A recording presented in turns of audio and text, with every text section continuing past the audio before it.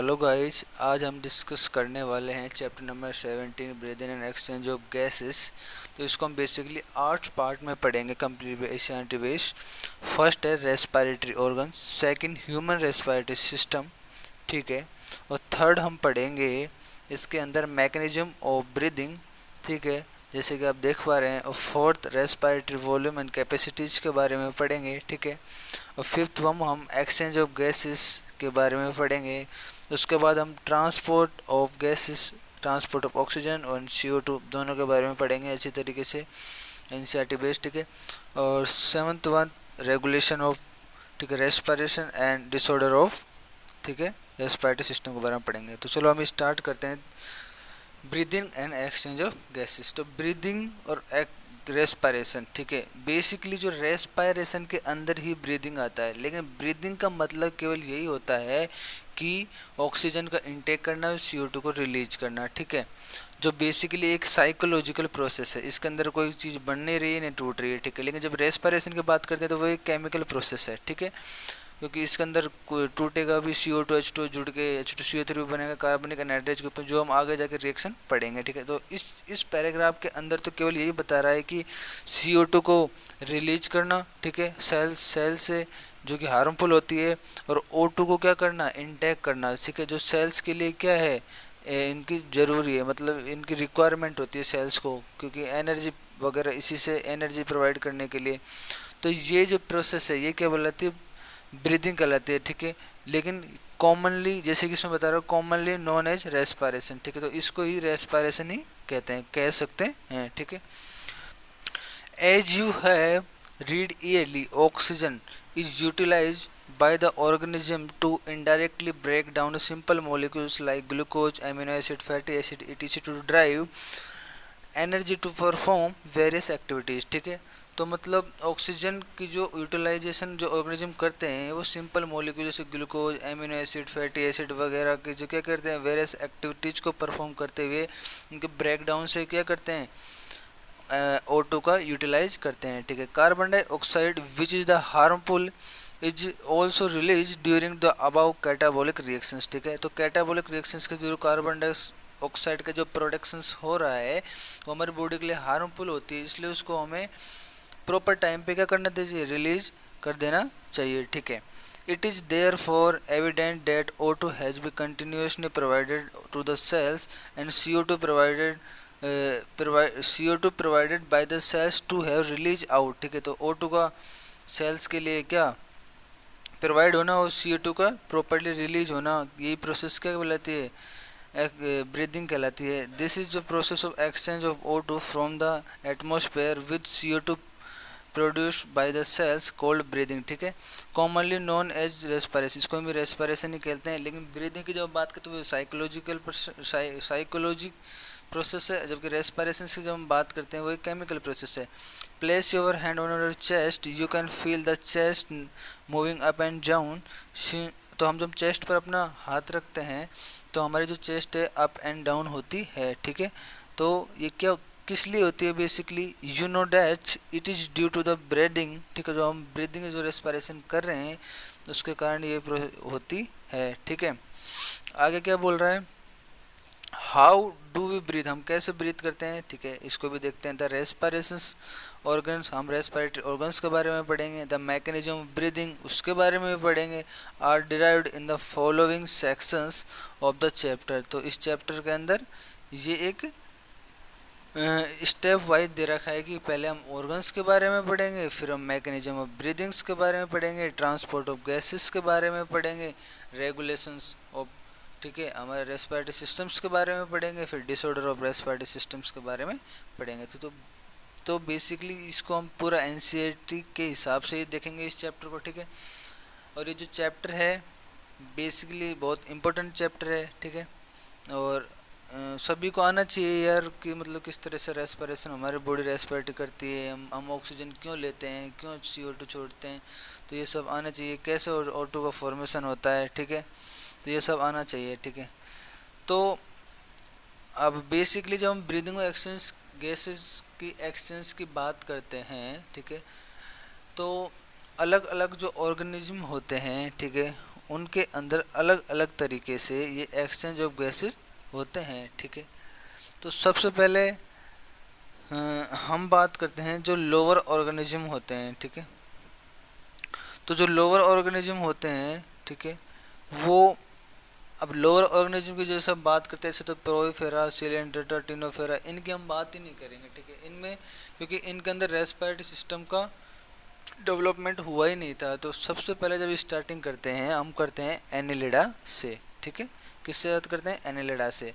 और एनिलिडा के अंदर हम बात करते हैं अर्थवॉर्म की। ठीक है, आगे जब हम एनसीईआरटी में देखेंगे तो उसको इजीली पढ़ लेंगे, पहले हम थोड़ा सा जान लेते हैं। तो अर्थवॉर्म जो होता है उसके अंदर एक थिक क्यूटिकल होती है, उस थिक क्यूटिकल के थ्रू वो क्या करता है? रेस्पिरेशन करता है। ठीक है, उसके बाद एनिलिडा के बाद आता है आर्थ्रोपोड्स। ठीक है, आर्थ्रोपोड्स के अंदर होती है ट्रेकियल सिस्टम। ठीक है, उस ट्रेकियल सिस्टम्स के थ्रू वो क्या करते हैं? रेस्पिरेशन करते हैं। ठीक है, और अब जो हम बेसिकली पढ़ते हैं वो होते हैं वर्टिब्रेट। ठीक है, अब वर्टिब्रेट की जब हम बात करते हैं, ठीक है, तो वर्टिब्रेट बेसिकली दो तरीके से कर सकते हैं, लंग्स के थ्रू और गिल्स के थ्रू। ठीक है, तो जितने भी टेरेस्ट्रियल वर्टिब्रेट होंगे वो किसके थ्रू करेंगे? लंग्स के थ्रू। और जितने भी एक्वेटिक या जो एक्वेटिक जो वर्टिब्रेट्स होंगे वो किसके थ्रू करेंगे? गिल्स के अंदर। ठीक है, अब टेरेस्ट्रियल के अंदर हम जानते हैं रेप्टाइल्स होते हैं, एवीज होते हैं, मैमल्स होते हैं, है ना, क्योंकि ये और टेरेस्ट्रियल एम्फीबियंस भी होते हैं। ठीक है, तो वो बेसिकली किसके थ्रू करते हैं? लंग्स के थ्रू। ठीक है, उसके अलावा जो एक्वेटिक होते हैं, ठीक है, जैसे वो एक्वेटिक एम्फीबियंस की हम बात करते हैं। ठीक है, मोइस्ट स्किन जो होती है किसके अंदर? फ्रॉग। जब हम फ्रॉग की बात करते हैं वो क्या किसके करता है? मोइस्ट स्किन, जो नम स्किन्स होती है अपने, उसके थ्रू भी क्या करता है? एक्सचेंज ऑफ गैसेस करता है। ठीक है, अब एक्वेटिक फिशेस की हम बात करते हैं तो वो गिल्स के थ्रू करती है। ठीक है, अब बेसिकली इसके अंदर दे रखा है वो हम स्टार्ट करते हैं। ठीक है, तो रेस्पिरेटरी ऑर्गन्स की जब हम बात करते हैं तो एनसीईआरटी बोल रही है mechanism of breathing very among different group of animal depending mainly on their habits and level of organization। तो उनको level of organization और habits पे डिपेंड कर लेगी। lower vertebrate like sponge, Coelenterata, flatworm वगैरह एक्सचेंज ऑफ CO2 और O2 किसके through करते हैं? बॉडी सरफेस के थ्रू। अर्थवर्म की हमने बता दिया मोस्ट क्यूटिकल। एंड इंसेक्ट्स के अंदर क्या होता है? एक नेटवर्क जिसको हम ट्रैकियल ट्यूब बोलते हैं। आर्थ्रोपोडा के अंदर बात करते हैं। ठीक है, उसके अलावा, ठीक है, जो हम वर्टिब्रेट्स की भी हमने बात करी थी, जो टेरेस्ट्रियल होते हैं वो क्या करते हैं? लंग्स के थ्रू, और जितने भी एक्वेटिक होते हैं वो गिल्स के थ्रू करते हैं। ठीक है, तो और जो हम फ्रॉग की बात कर रहे थे वो मोइस्ट स्किन्स के थ्रू क्या करता है? जिसको हम क्यूटिनियस रेस्पिरेशन बोलते हैं। जो फ्रॉग होता है वो क्यूटिनियस रेस्पिरेशन करता है। ठीक है, एम्फीबियंस लाइक जो होता है। तो इस तरह से ये जो ऑर्गेनिज्म होते हैं ये अपने क्या करते हैं? रेस्पिरेशन कंप्लीट करते हैं। ठीक है, अब हम ह्यूमन रेस्पिरेटरी सिस्टम्स की जब हम बात करते हैं तो बेसिकली अच्छे से सुनना। ठीक है, जब हम रेस्पिरेटरी सिस्टम की बात करते हैं तो फर्स्ट ऑफ ऑल जब हम O2 इंटेक करते हैं, वो O2 इंटेक करते हैं वो सबसे पहले हमारे किस में जाता है? एक्सटर्नल नोस्टिस के अंदर जाता है। एक्सटर्नल नोस्टिस से होते हुए वो नेजल चैम्बर में जाता है। नेजल चैम्बर उसको किस में छोड़ती है? नेजोफेरिंग्स के अंदर। नेजोफेरिंग्स जो होता है वो बाद में फेरिंग्स के अंदर खुलता है, जो एक कॉमन पाथवे होती है दोनों के लिए। ठीक है, फिर वो ग्लोटिस के थ्रू होता हुआ ट्रेकिया के अंदर खुलता है। ठीक है, ट्रेकिया एक हमारा रेस्पिरेटरी ट्यूब हो गई।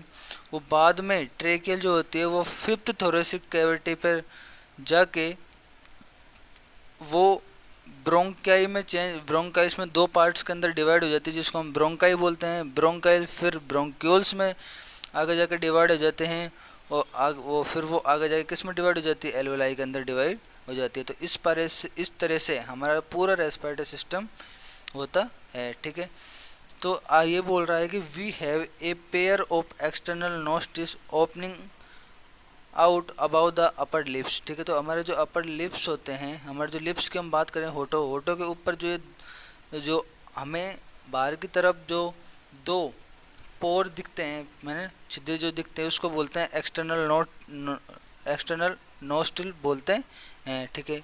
It lead A nasal chamber, ठीक है, ये बाद में किस में खुलते हैं, नेजल चैम्बर के अंदर खुलते हैं, ठीक है। Through the nasal passage, nasal passage के थ्रू किस में खुलते हैं, नेजल चैम्बर के अंदर खुलते हैं, ठीक है। अब हम बात करते हैं आगे।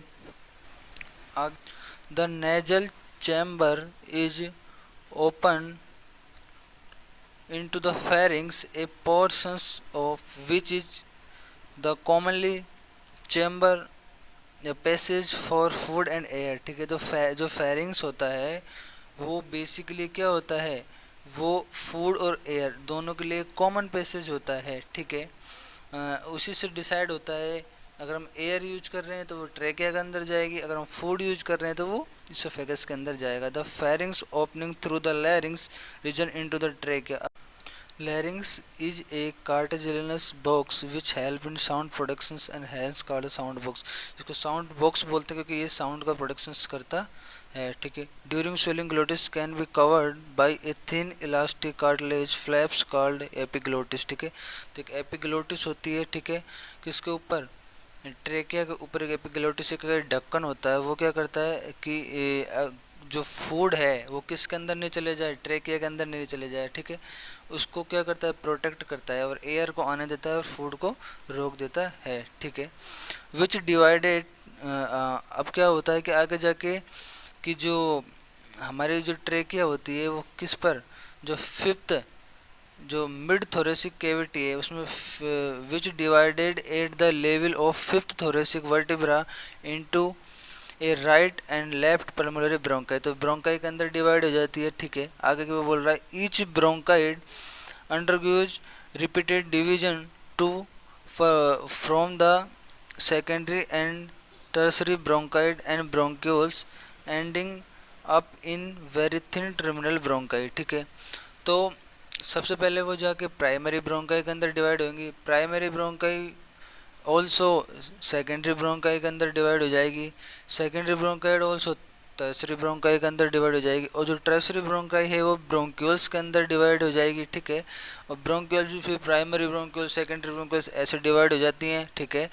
आगे जाके जो ब्रोंक्यूल्स होता है वो अपना एंड करता है किसके थ्रू, टर्मिनल ब्रोंकाई के थ्रू। तो टर्मिनल ब्रोंकाई पाके वो क्या हो जाती है, रुक जाती है, ठीक है।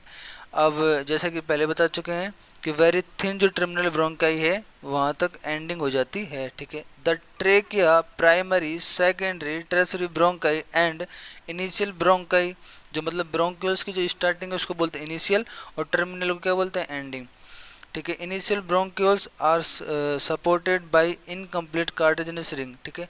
तो इनिशियल ब्रोंकाई तक, ठीक है, जो कार्टिलेज है हमारी, ठीक है, वो क्या होती है, इनकम्प्लीट रिंग होती है, ठीक है, उसके अंदर रिंग नहीं होती है, ठीक है। अगर मान के चलो उनका अंदर रिंग होती तो हमारी ट्रेकिया का जस्ट पीछे क्या है, इसोफेगस है, ठीक है। अगर वो जो इसोफेगस है वो भी तो उसमें फिट होता है ना थोड़ा, तो अगर वो कंप्लीट होती तो इसोफेगस वहाँ पर आ ही नहीं पाता, ठीक है। समझ रहे हो ना मैं क्या कहना चाह रहा हूँ। तो वो सी टाइप स्ट्रक्चर हो गई एक तरह से, ठीक है, क्योंकि कम्प्लीटली क्या नहीं है, रिंग बेस नहीं है, ठीक है। लेकिन जो इनिशियल ब्रोंकाइल से आगे, ठीक है, जब हम बात करते हैं each terminal bronchi give rise to a number of various thin irregular wall and vascularise bag like structure called alveoli. तो टर्मिनल ब्रोंकाई है वो आगे जाके एक thin irregular walled and vascularise bag like जो स्ट्रक्चर जिसको हम एल्वेलाई बोलते हैं उसके अंदर खुलती है, ठीक है। The branching network of bronchi bronchioles and alveoli comprise the lungs, ठीक है, जो फिगर 7.1 के अंदर दे रखे हैं, ठीक है। We have two lungs which are covered, ठीक है। अब हम लंग्स की जब बात करते हैं, ठीक है, तो बेसिकली हमारे बॉडी के अंदर 2 लंग्स होते हैं, ठीक है, जो कवर्ड होते हैं, ठीक है। अब मैं थोड़ा सा इसके बारे में बता देता हूँ आपको पहले, फिर बाद में इसके एनसीईआरटी का रिवीजन करेंगे। तो बेसिकली जो हमारे लंग्स होते हैं वो एक प्लूरल मेम्ब्रेन से क्या होते हैं, कवर्ड होते हैं, ठीक है। 2 मेम्ब्रेन होती है, इनर एंड आउटर फ्लूरल, ठीक है। उन दोनों के बीच में एक फ्लूइड भरा होता है, ठीक है, जिसको हम बोलते हैं फ्लूरल फ्लूइड, ठीक है। ये जो फ्लूइड होता है बेसिकली इसको फ्रिक्शन से बचाता है, ठीक है, क्योंकि हमारे बॉडी के ऊपर बहुत सारा एक तरह से वजन पड़ता है, ठीक है। अब वजन अगर ये फ्लूइड नहीं होता तो लंग्स को डैमेज होने के कारण बढ़ जाते हैं, ठीक है। तो इसलिए ये इसको बचाता है, ठीक है। अच्छा जी, उसके अलावा फ्रिक्शंस को क्या करता है, रिड्यूस करता है, ठीक है। ये भी समझ में आ गया हमारे, ठीक है। अच्छा, अब हम जब एल्वेलाई की जब हम बात करते हैं, ठीक है, तो वैसा कि हम जैसे कि इस डायग्राम के अंदर देख रहे हैं, ऊपर वाला एपिग्लोटिस है, एपिग्लोटिस के नीचे क्या लैरिंग्स है, और लैरिंग्स किस में खुल रहा है, ट्रेकिया के अंदर। और ट्रेकिया जो फिफ्थ थोरेसिक वर्टेब्रा का आगे डिवाइड हो जाती है, ठीक है। और इनिशियल ब्रोंकाई तक ये क्या होती है, सेमी सर्कुलर होती है। और बाकी बाद में टर्मिनल ब्रोंकाई हो गया, और बाद में किस में खुलती है टर्मिनल ब्रोंकाई से, एल्वेलाई के अंदर खुलती है, ठीक है। तो आगे जब हम पढ़ते हैं लंग्स के बारे में, जैसे lining whereas the inner pleural membrane is in contact with the lungs surface, the part starting with the external nostrils up to the terminal bronchioles consist the conducting parts, whereas the alveoli and their ducts from the respiratory or exchange part of the respiratory system, ठीक है। the conducting part transport the atmosphere air of the alveoli and clear it from uh, foreign particles, ठीक है, humidity and also bring the air to body temperature, ठीक है। exchange part is the site of actual diffusion of CO2 and O2 between blood and atmosphere air, ठीक है। तो basically क्या कहना चाह रहा है कि inner lining of pleural membrane contact होती है लंग्स के, ठीक है। जो लंग्स के कांटेक्ट में कौन सी रहती है, inner lining of pleural membrane contact में रहती है, ठीक है। अब ये बोलना चाह रहा है कि जो हमारा स्टार्टिंग जो एक्सटर्नल नोस्ट्रिल से टर्मिनल ब्रोंकाई तक का जो पार्ट होता है उसको हम कंडक्टिंग पार्ट बोलते हैं, ठीक है। और ठीक है, उस टर्मिनल जो ब्रोंकाइल्स के बाद एलोलाई और उसकी जो डक्ट्स होती हैं, ठीक है, वो जो पार्ट होता है उसको बोलते हैं हम रेस्पिरेटरी या फिर एक्सचेंजिंग पार्ट बोलते हैं, ठीक है। और जो कंडक्टिंग पार्ट होता है उसका बेसिकली काम क्या होता है, वो transport of atmosphere air to alveoli, ठीक है। और मतलब एल्वेलाई तक एयर को ट्रांसफ़र करेगी, एटमॉस्फेयर जो एयर है उसके अलावा उसके अंदर कोई भी अगर फॉरेन पार्टिकल है ना, उसको भी अलग करेगी, ह्यूमिडिफाइड करेगी, मतलब अपने बॉडी के ह्यूमिडिटी के अनुसार उसको चेंज करेगी, और अपनी जो बॉडी टेम्परेचर है उसके अनुसार उसको क्या करेगी, एक तरह से जो अपना बॉडी का टेम्परेचर है उसके अनुसार उसको चेंज करेगी, ठीक है। एक्सचेंज पार्ट जो होता है, जो जिसके अंदर एक्चुअल डिफ्यूजन होता है O2 और CO2 का, वो क्या होता है, ब्लड और एटमॉस्फेयर के बीच में ही होता है, ठीक है। अच्छा जी, the lungs are situated in the thoracic chamber which is anatomically are air tight chamber होता है, ठीक है, क्योंकि उसके अंदर एयर नहीं जा सकती, ठीक है, एक टाइट चैम्बर होता है। The thoracic chamber is form dorsally by the vertical column, ventrally sternum and laterally ribs on the lower side of dome shaped diaphragm. The anatomical setup of the lungs is thoracic in search of any cage in the volume of the thoracic cavity will be reflected in the lungs, जिसको हम pulmonary cavity बोलते हैं। such as arranged is essential of breathing, we can't directly after the pulmonary volume। हमारे जो lungs होते हैं वो basically anatomically air tight chamber होते हैं, अर्थात उसके अंदर एयर नहीं घुस सकती। क्यों? क्योंकि बेसिकली जो डोर्सल साइड से वर्टिब्रल कॉलम से घिरे हुए होते हैं, ठीक है। वेंट्रल साइड से स्टर्नम जो आगे वाले साइड है उसको वेंट्रल साइड बोलते हैं, लेटरल साइड से रिब्स से, ठीक है, और लोअर साइड से डायफ्राम, ठीक है, जो एक डोम शेप स्ट्रक्चर होती है उससे क्या होते हैं, वो घिरे हुए होते हैं। तो बेसिकली एक टाइट चैम्बर होता है जिसके अंदर कोई भी पार्टिकल नहीं तो घुस सकता है न कुछ, ठीक है।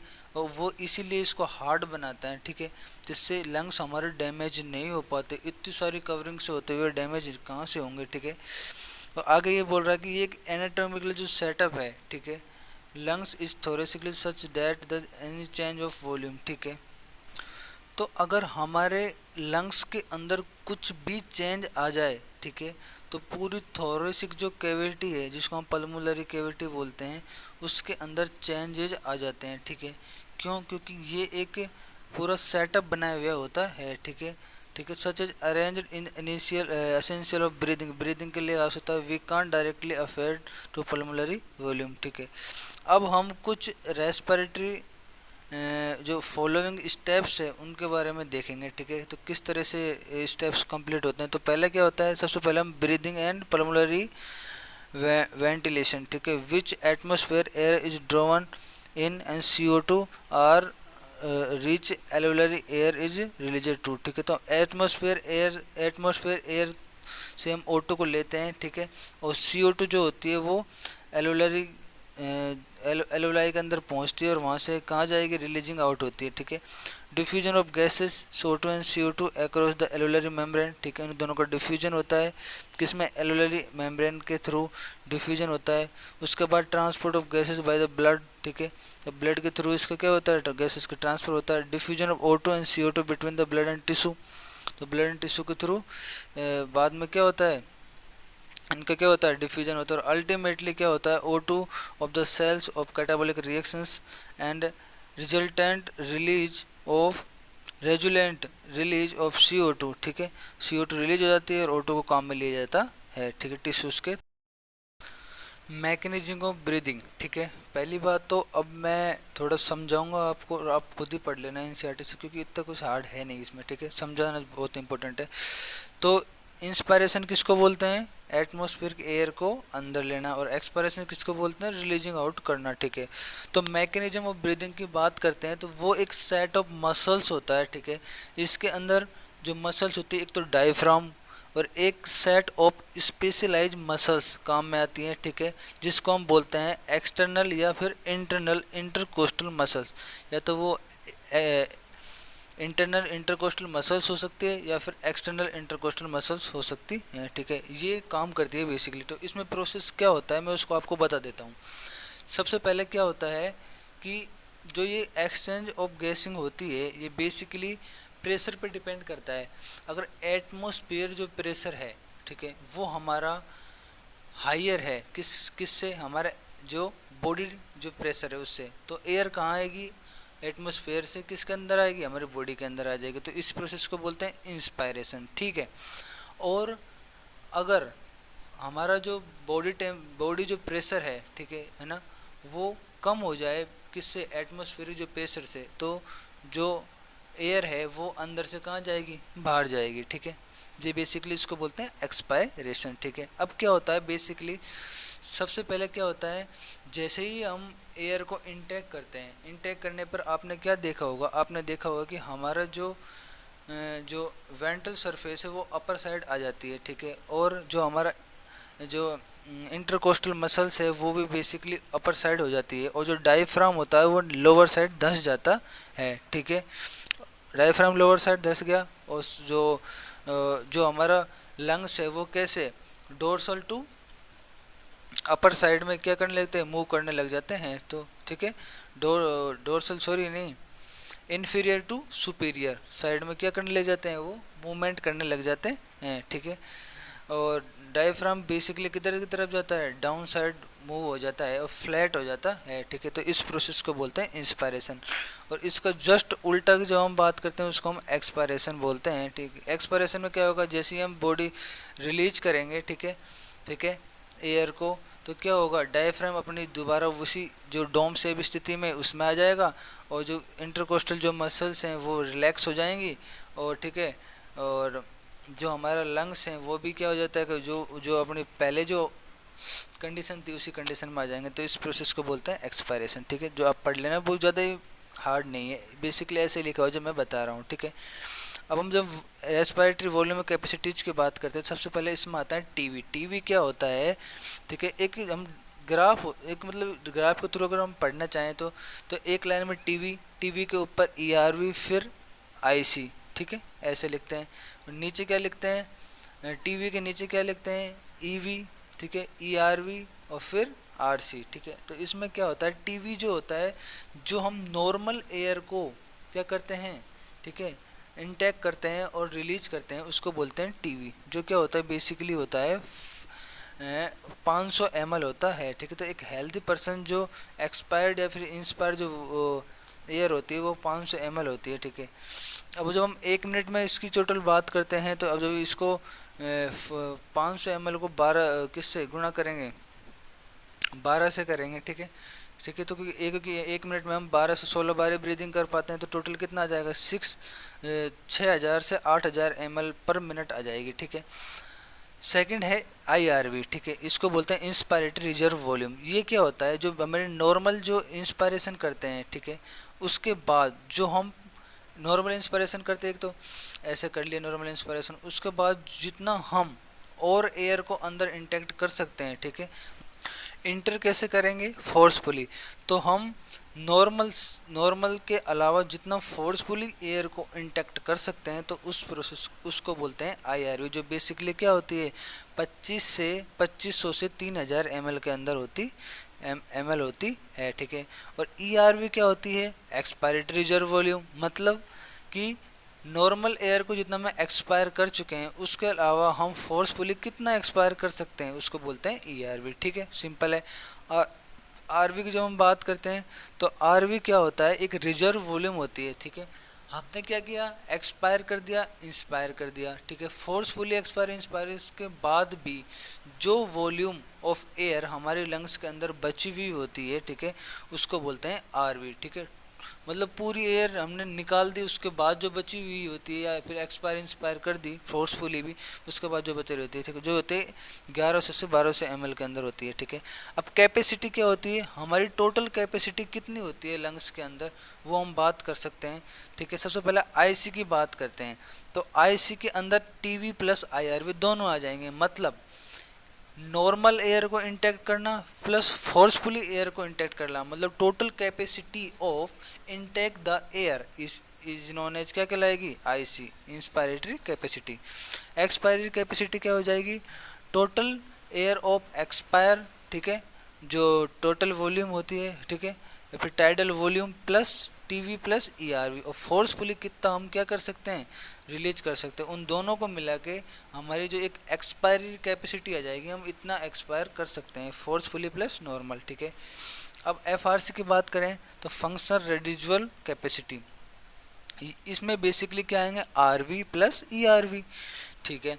इसमें क्या होगा, नॉर्मल वॉल्यूम को छोड़कर, जो नॉर्मल जो हम एयर इनटेक आउटर कर उसको छोड़कर एक तो हम फोर्सफुली, ठीक है, तो हम फोर्सफुली और प्लस RV जो हमारी बची हुई होती है, ठीक है, फोर्सफुली कितना क्या कर सकते हैं, इनटेक कर सकते हैं, प्लस जो हमारी बची हुई वॉल्यूम, उन दोनों को मिला के क्या बोलता है रेजिडुअल फंक्शंस, वो फंक्शनल रेजिडुअल कैपेसिटी। VT क्या होती है, वाइटल कैपेसिटी होती है। इसके अंदर इसमें क्या होता है, जो पर्सन्स होता है इसमें ERV plus TV and IRV, total inspiratory और टोटल एक्सपायरेटरी जो फोर्सफुल को मिला के उसको बोलते हैं वाइटल कैपेसिटी।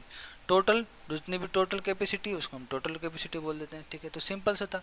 अब हम बात करते हैं एक्सचेंज ऑफ गैसेस, ठीक है। एक्सचेंज ऑफ गैसेस में सबसे पहले O2 और CO2 दोनों की बात करेंगे, ठीक है। एक्सचेंज ऑफ गैसों कैसे होता है, ठीक है। तो exchange of gases basically depend करता है गैसेस के पार्शियल प्रेशर पर डिपेंड करता है, ठीक है। अच्छा, अब पार्शियल प्रेशर होता क्या है, बेसिकली उसको डिफाइन करते हैं, the partial pressures of an individual gas off mixture gases. अब हम जानते हैं एटमॉस्फेयर के अंदर बहुत सारी गैसेस होती हैं, लेकिन हम तो केवल 2 ही गैसेस की बात करेंगे, O2 या CO2 की बात करेंगे।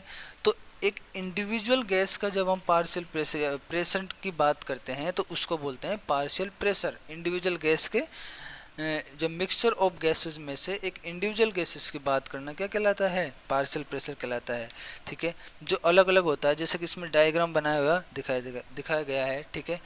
जैसे कि एटमॉस्फेयर के अंदर O2 कितनी होती है 159, एलोलाई के अंदर जैसी आ जाएगी 104, और जैसे ही डीऑक्सीजनेटेड ब्लड 40, ऑक्सीजनेटेड ब्लड 95 और टिश्यू के अंदर 40, और इसी तरह से इसका ट्रांसपोर्ट होता है, ठीक है।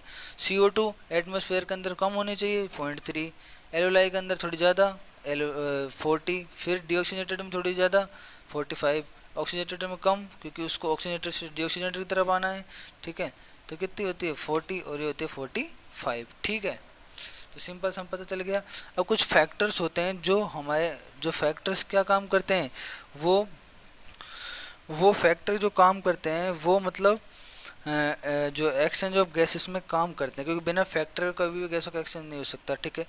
तो एक तो सोलेबिलिटी ऑफ गैसेस, ये डिपेंड करती है, ठीक है, कि कौन सी गैस की सोलेबिलिटी ज़्यादा है। जैसे CO2 की सोलेबिलिटी ऑक्सीजन से ज़्यादा होती है, ठीक है, तो वो रिलीजिंग आउट होने का चांस उसका ज़्यादा होता है बेसिकली इंटेक्ट से। उसके अलावा थिकनेस ऑफ मेम्ब्रेन की थिकनेस भी डिपेंड करती है, ठीक है। उसके अलावा जैसे कि हम पहले भी बता चुके हैं कि 20 to 25% CO2 की जो सोलेबिलिटी ज़्यादा होती है ऑक्सीजन से, ये फैक्टर होते हैं, ठीक है। ठीक है, अब हम क्या करते हैं बेसिकली अब हम ये जानने की कोशिश करते हैं, एक बार तो हम इस डायग्राम को देख लेते हैं थोड़ा, ठीक है। तो डायग्राम में क्या हो रहा है, जैसे कि हम टिश्यू की नीचे नीचे देखो, ये टिश्यू है, ठीक है। टिश्यू से क्या हुआ, CO2 रिलीज हुई और O2 आ रही है, क्योंकि O2 टिश्यू के अंदर काम आ रही है और CO2 क्या होती है, रिलीज होती है। जैसे CO2 गई, ठीक है, फिर उसके बाद सिस्टमेटिक वेन के थ्रू, ठीक है, वो किसके अंदर जाएगी, हमारे राइट एट्रियम के अंदर जाएगी, ठीक है। राइट एट्रियम से राइट वेंट्रिकल की तरफ जाएगी, राइट वेंट्रिकल से वो पल्मोनरी आर्टरी के थ्रू, ठीक है, किसके पल्मोनरी आर्टरी के थ्रू, वो पल्मोनरी आर्टरी होती है वो एलुलाई के संपर्क में होती है, वहाँ से उसका एक्सचेंज हो जाएगा। क्यों, क्योंकि पल्मोनरी आर्टरी का जो प्रेशर होता है वो एलुलाई के प्रेशर से क्या होता है, ज़्यादा होता है, तो ज़्यादा से कम की तरफ तो उसको जाना ही पड़ेगा। और फिर वहाँ से जो डीऑक्सीजनेटेड जो ब्लड था, है ना, CO2, वो बाहर वो किस में आ जाएगा, ऑक्सीजनेटेड ब्लड हो जाएगा, ठीक है। और CO2 बाहर रिलीज हो जाएगी उस ब्लड के अंदर से, क्योंकि CO2 तो उसको डीऑक्सीजनेटेड बना रही थी, तो वो बाहर हो जाएगी और O2 उसके अंदर आ जाएगी, तो ऑक्सीजनेटेड हो जाएगा। फिर पल्मोनरी वेन के थ्रू किस में आ जाएगी, लेफ्ट एट्रियम में, फिर लेफ्ट वेंट्रिकल से थ्रू सिस्टमेटिक आर्टरी के थ्रू किसके अंदर आ जाएगी, O2 के थ्रू, O2 के अंदर आ जाएगा। फिर वो टिश्यू O2 के अंदर काम ले जाएगा, ऑक्सीजनेटेड ब्लड है जो टिश्यू, वो टिश्यूज ने काम ले या जाता है, ठीक है। समझ गए ना अच्छी तरीके से। अब हम जानते हैं कुछ, वैसे हमने कुछ लेयर्स, थिकनेस ऑफ मेम्ब्रेन की बात की थी फैक्टर के अंदर। तो जो एलोलाई की जब हम बात करते हैं तो एलोलरी कैविटी होती है, ठीक है, उसकी एक तो एलोलाई मेम्ब्रेन होती है, उसके अलावा एक हमारी जो ब्लड वेसल्स होती हैं उसकी मेम्ब्रेन, ठीक है। तो ब्लड के एक तो एंडोथीलियम ऑफ एलोलाई हो गया, ठीक है। उसके अलावा एक एंडोथीलियम ऑफ ब्लड कैपिलरी, और उसके बीच में एक मेम्ब्रेन होती है, बेसमेंट सबस्टांस बोलते हैं, बेसमेंट मेम्ब्रेन होती है। जैसे कि इस डायग्राम को दिखाया जा रहा है कि देख, ये एलोलाई है, इसकी जो कैविटी को एलोलरी कैविटी बोलते हैं, इसकी मेम्ब्रेन को बोलते हैं एपिथीलियम ऑफ एलोलाई हो गया इसकी मेम्ब्रेन को। और एक एंडोथीलियम, और जो नीचे की तरफ ये ब्लड कैपिलरी जो निकल रही है इसकी जो लेयर है उसको बोलते हैं एंडोथीलियम ऑफ ब्लड कैपिलरी। और एक हो गई एपिथीलियम ऑफ एलोलाई, और बीच में जो मेम्ब्रेन है उसको बोलते हैं बेसमेंट सबस्टांस। तो इन तीनों के बीच में क्या होता है, एक्सचेंज ऑफ गैसेस होता है, ठीक है, और इसकी थिकनेस पर डिपेंड करता है, ठीक है। अच्छा, अब हम बात करते हैं कि कैसे CO2 और O2 का क्या होता है, रिलीजिंग होता है। वो हमने पहले अभी हमने जो बात की थी ना, कहाँ पे, डबल सर ये डायग्राम था, तो बेसिकली ऐसे ही, जस्ट ऐसे ही इसका क्या होता है, जो मैंने पहले बताया पार्शियल पेसेस के अनुसार इनका एक्सचेंज ऑफ गैसेस होता है, ठीक है, जो एक बहुत ही सिंपल सी प्रोसेस है, ठीक है। अच्छा, अब इसको पढ़ लेना, ये कोई ज़्यादा है नहीं, मैंने पहले भी बता चुका कि कैसे 20 to 25 टाइम हायर सोलेबिलिटी होती है CO2 की और O2 की, ठीक है। तो कुछ ज़्यादा सिंपल, बिल्कुल सिंपल सा है, कोई दिक्कत आएगी आपको इसमें है नहीं, ठीक है। अब हम नेक्स्ट टॉपिक की बात करते हैं। तो भाई ट्रांसपोर्ट ऑफ गैसेस में सबसे पहले हम O2 की बात करते हैं, ठीक है। तो ट्रांसपोर्ट ऑफ ऑक्सीजन की जब हम बात करते हैं तो लगभग 97% जो ऑक्सीजन का ट्रांसपोर्टेशन होता है वो आरबीसी करती है, ठीक है, जो एक हीमोग्लोबिन की, क्योंकि आरबीसी के जो कलर होता है वो क्या होता है, रेड होता है, किसके थ्रू होता है, इसके अंदर हीमोग्लोबिन नामक पिगमेंट पाया जाता है, ठीक है। तो 90% जो ऑक्सीजन का ट्रांसपोर्टेशन वो आरबीसी के थ्रू होता है। इस प्रोसेस को बोलते हैं ऑक्सी हीमोग्लोबिन के थ्रू होता है, ठीक है। और लगभग 3% होता है वाया द प्लाज्मा होता है, ठीक है। हीमोग्लोबिन के अंदर क्या होता है, हीम प्लस ग्लोबिन, मतलब ग्लोबिन प्रोटीन होता है कि हिम एक आयरन होता है, ठीक है। वो क्या करता है, बेसिकली आयरन क्या करता है, 4 ऑक्सीजन के मॉलिक्यूल को इंटैक्ट कर सकता है एक साथ, ठीक है। और इसी पर ही जो ये ग्राफ बना हुआ है ना, इसी पर डिपेंड करेगा, ठीक है, कि अगर वो मैक्सिमम रूप से क्या है, एक तरह से संतृप्त है, सैचुरेटेड है, तो ठीक है, तो ग्राफ बढ़ेगा। और एक टाइम ऐसा आएगा जब वो क्या हो जाएगा, बिल्कुल ही सैचुरेटेड हो जाएगा, ठीक है। इस प्रोसेस को बोलते हैं जो ट्रांसपोर्टेशन ऑफ ऑक्सीजन, ठीक है। अब ट्रांसपोर्ट और ऑक्सीजन को कुछ फैक्टर्स क्या करते हैं उसको क्या करते हैं, फैक्टर हमेशा पता है, तो क्या काम करते हैं, या तो वो कम करते हैं, ज़्यादा करते हैं, ठीक है। अगर PO2 की जो वॉल्यूम है वो बढ़ जाए, ठीक है, और PCO2 और टेम्परेचर और H+, मतलब CO2 और H+ आयन और टेम्परेचर, ये तीनों इसको इफ़ेक्ट करते हैं, क्योंकि ऑक्सी हीमोग्लोबिन को बनने को इफ़ेक्ट करते हैं, जबकि PO2 जो होता है उसको ट्रांसपोर्टर ऑफ ऑक्सीजन को क्या करता है, सपोर्ट करता है। और ये क्या करते हैं, डिफोर्ट करते हैं एक तरह से, ठीक है। अगर PO2 की सेचुरेशन, PO2 की सांद्रता बढ़ जाए और PCO2 की कम और टेम्परेचर कम और H+ आयन कम हो जाए, तो ठीक है, तो क्या होगा, ऑक्सी हीमोग्लोबिन बनने की जो प्रोसेस है वो बढ़ जाएगी, ठीक है, जैसा कि इस डायग्राम के अंदर दिखा रहा है, ठीक है। कि देखो इसमें नीचे की तरफ क्या है, पार्शियल प्रेशर ऑफ ऑक्सीजन, ठीक है, और इधर की तरफ क्या है, परसेंटेज सैचुरेशन ऑफ हीमोग्लोबिन, ठीक है। अब जैसे जैसे पार्शियल प्रेशर क्या हो रहा है, बढ़ रहा है, सैचुरेशन क्या हो रहा है, बढ़ रहा है। क्यों, क्योंकि जो आयरन जो होता है वो मैक्सिमम O2 को क्या कर रहा है, अपनी तरफ जोड़ रहा है और आगे के प्रोसेस को बढ़ा रहा है, ठीक है। और एक टाइम ऐसा आएगा जब ये सैचुरेटेड हो जाएगी, क्योंकि जब मैक्सिमम क्या हो जाएगा, पार्शियल प्रेशर 100 हो जाएगा, तो ये सैचुरेशन की तरफ बढ़ जाएगी। अगर इसी में हम इसी ग्राफ के अंदर हम PCO2 की सांद्रता बढ़ा दें, तो जो ग्राफ है ये किसकी तरफ चला जाएगा, किसकी तरफ, लेफ्ट की तरफ डूब जाएगा। और अगर PO2 की सांद्रता बढ़ा दें तो ये नहीं सॉरी PCO2 को बढ़ा दें तो ये राइट की तरफ चला जाएगा, और PO2 की सांद्रता बढ़ा दें तो ये लेफ्ट की तरफ चला जाएगा, ठीक है। क्योंकि ये भी एक क्वेश्चन बेसिकली पूछा जाता है, ठीक है। अब हम बात करते हैं transport of CO2। Transport of CO2 जब हम बात करें, बेसिकली 3 फॉर्म के अंदर होती है। इसमें 20 to 25 होता है वो RBC करती है इसका ट्रांसपोर्टेशन कार्बो हीमोग्लोबिन के रूप में। 70% जो होता है वो बाइकार्बोनेट आयंस के रूप में होता है, और 7% बाय द प्लाज्मा होता है, ठीक है। और जो ये 20 to 25 होती है इसकी कार्बन हीमोग्लोबिन के रूप में होती है, ठीक है। अच्छा जी, ये भी कोई दिक्कत नहीं। अब इसके अंदर फैक्टर्स क्या हो जाएंगे, PCO2 की अगर सांद्रता बढ़ जाए तो क्या, कार्बो हीमोग्लोबिन को बढ़ने की मात्रा बढ़ जाएगी। अगर टेम्परेचर बढ़ जाए तो भी भाई ट्रांसपोर्ट ऑफ CO2 बढ़ जाएगा। H+ आयन बढ़ जाए तो भी इसको सपोर्ट करेगा। लेकिन अगर PO2 की सांद्रता बढ़ जाए तो फिर ट्रांसपोर्ट ऑफ CO2 कम हो जाएगा, ठीक है। तो बेसिकली इसमें क्या होता है कि हमारे 100 ml ऑफ ब्लड की जब हम बात करते हैं, जब 100 ml ऑफ ब्लड की बात करते हैं, उसके अंदर केवल 5 ml ऑक्सीजन होती है, ठीक है। ऐसे ही हम जब CO2 की बात करते हैं तो 100 ml ऑफ डीऑक्सीजनेटेड जो ब्लड की बात करते हैं हम, 100 ml ऑफ डीऑक्सीजन, तो उसके अंदर केवल 4 ml CO2 होती है। ऐसी O2 होती है 5 ml डीऑक्सीजनेटेड ब्लड में, ठीक है। ऑक्सीजनेटेड ब्लड में 5 ml होती है, और डीऑक्सीजनेटेड ब्लड में कितनी होती है, 4 ml होती है, ठीक है, CO2। अब लास्ट जो सेकंड लास्ट जो पोर्शन है वो है रेगुलेशन ऑफ रेस्पिरेशन, ठीक है, उसकी बात करते हैं। तो रेगुलर रेस्पिरेशन की जब हम बात करते हैं तो बेसिकली एक रिदमिक सेंटर होता है हमारी बॉडी के अंदर, कौन, मेडुला जो होता है, ठीक है। हम बेसिकली जब रेगुलेशन ऑफ रेस्पिरेशन की बात करते हैं तो उसमें जो हमारा ब्रेन के 3 पार्ट होते हैं, ठीक है। तो जो हाइंड पार्ट होता है, सबसे जो पीछे वाला पार्ट होता है, उसके 3 पार्ट होते हैं, हम जानते हैं। एक होता है मेडुला, एक होता है पोन्स, और एक होता है कौन सा, एक तो मेडुला ऑब्लोंगेटा, एक पोन्स होता है, एक सेरिब्रम होता है, ठीक है।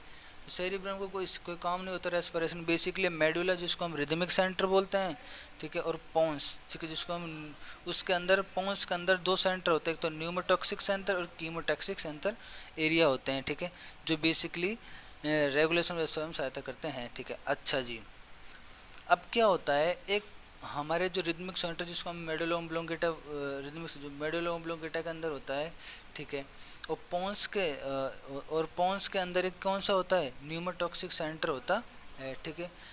अब न्यूमोटॉक्सिक सेंटर क्या करता है, इसका जो काम है बेसिकली हमारा जो इंस्पायरेशन की जो रेट है उसको रिड्यूस करता है, ठीक है, ठीक है। अब बेसिकली ये करता तो है इंस्पायरेशन रेट को रिड्यूस, लेकिन इसको मॉडरेट कौन करता है, इसको मॉडरेट करता है रिदमिक सेंटर, ठीक है। जो रिदमिक सेंटर का जो बेसिकली काम है ये मॉडरेट करता है किसको, न्यूमोटॉक्सिक सेंटर को, ठीक है। उसके अलावा एक इसमें होता है कीमोसेंसिटिव आर को कुछ ऐसे होती है, ठीक है। इसके अंदर क्या होता है, CO2 plus H plus ion भी होते हैं। ये क्या करते हैं, ये भी रेगुलेशन ऑफ रेस्पिरेशन में क्या करते हैं, अपना रोल करते हैं, क्योंकि अगर CO2 और H प्लस की सांद्रता बढ़ जाएगी तो ट्रांसपोर्टेशन ऑफ CO2 बढ़ जाएगा और O2 का ट्रांसपोर्टेशन कम हो जाएगा, तो ये भी तो एक तरह से क्या हो जाएंगे, रिदमिक सेंटर को मॉडरेट करने में सहायता करेंगे, ठीक है। मतलब इनका जो मालिक है वो रिदमिक सेंटर है और इनके जो वर्कर हैं वो हो जाएंगे न्यूमोटॉक्सिक सेंटर और कीमोसेंसिटिव सेंटर हो जाएंगे, ठीक है। जैसा ये बोलेगा उसको ऐसे ही ऑर्डर दिया जाएगा, ठीक है। उसके अलावा इसमें एक कैरोटिड आर्टरी और एरोटिक आर्क की बात की है, ठीक है।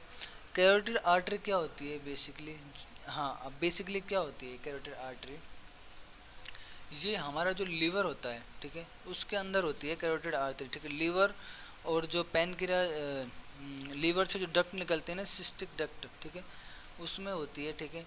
वहाँ से ये क्या करती है, एक तरह से क्या करती है, रेस्पॉन्स प्रोवाइड करती है, ठीक है, आगे जाके, ठीक, ताकि हमारे जो रिंस वहाँ पे जो ऑक्सीजनेटेड ब्लड है और डिऑक्सीजनेटेड ब्लड है उसकी मतलब कैसे कैपेसिटी होती है वो हम इतना डिटेल में नहीं पढ़ेंगे, क्योंकि बस थोड़ा सा याद कर लो कि हाँ भाई कैरोटिड आर्टरी भी सहायता करती है, ठीक है, रेगुलेशन ऑफ रेस्पिरेशन में। अब लास्ट जो पोर्शन है वो है डिसऑर्डर ऑफ रेस्पिरेटरी सिस्टम, जिसमें हम पढ़ेंगे अस्थमा, एम्फाइसीमा और ऑक्यूपेशनल डिजीज के बारे में कुछ पढ़ेंगे। अस्थमा को हम पहले भी देख चुके हैं, क्या होता है, ये बेसिकली ब्रोंकाई और ब्रोंक्यूल्स की डिजीज होती है। इसमें क्या होता है, इन्फ्लेमेशन होता है, तो दोनों के अंदर ब्रोंकाइल्स और इन्फ्लेमेशन सूज जाती हैं वो, और इससे क्या होता है, गड़गड़ाहट की आवाज़ आती है, वीजिंग साउंड आती है, ठीक है। इसके लिए कुछ अस्थमा नाम से बॉक्स आते हैं, उनको यूज किया जाता है, ठीक है। एम्पाइसीमा में क्या होता है, जो सिगरेट वगैरह का यूज करते हैं वो होते हैं जो स्मोक वगैरह यूज करते हैं, इसमें क्या है, एलोलाई की जो सरफेस एरिया है वो कम हो जाता है, जिससे गैसों का एक्सचेंज कम हो जाता है, ठीक है।